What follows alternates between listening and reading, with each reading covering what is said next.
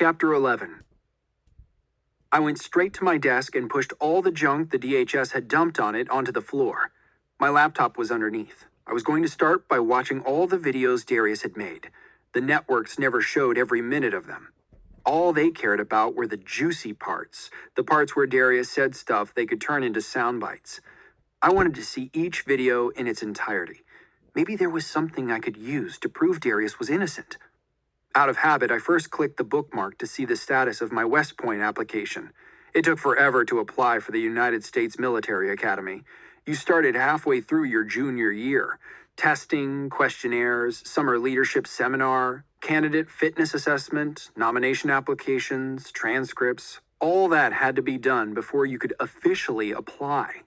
Then more letters, more fitness assessments, medical exams, interviews, more transcripts, school evaluations, and then, if you'd done everything right, if you passed all the tests and interviews and had all the right grades, then maybe you'd be one of the 1,000 people accepted out of the 15,000 who apply. I've been building my application for a year now, and every time I got on my computer, I compulsively clicked through to the web page where West Point marked all the steps as green or red, depending on what had or hadn't been completed. Mine should have been almost all green. I was in the home stretch now, just a few things left I couldn't do until January anyway. But right there, in the middle of all the green things I'd already done, was a red X that hadn't been there before. Every candidate for West Point had to have an official nomination from their representative in Congress, one of their 2 senators, or the Vice President of the United States. I had already been nominated by my U.S. Representative, Catherine Barnes, but now that green check had turned into a red X. I clicked on the link to find out why. All it said was, "Nomination withdrawn." It was suddenly hard to breathe.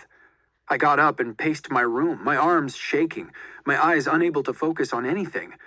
Months of letters, interviews, fitness tests, and academic exams, 7 years of hopes and dreams, and it was all gone.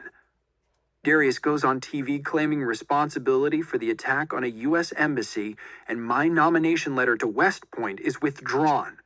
Boom. Just like that, Representative Barnes had probably set some sort of speed record rescinding her letter once she'd realized who I was. Couldn't let anybody find out she'd nominated the brother of a terrorist to the United States Military Academy. I stopped pacing and pressed my forehead to the wall. There was still time to get another recommendation, but who was going to give me one now? Certainly not the Vice President of the United States. So that was it. I was out. It was over. No West Point for me. My entire life, everything I'd ever done, everything I'd ever planned was going down the toilet. I kicked my empty trash can against the wall. Mom called down the hall to ask if I was all right. "Yeah," I yelled back. "I'm just great. Everything's awesome." I kicked the trash can again to let her know just how awesome everything was, and she didn't say anything more. I paced for a few minutes longer, trying to calm down. As upset as I was, I knew I couldn't worry about West Point now. It wasn't important. What was important was clearing Darius's name, and mine with it.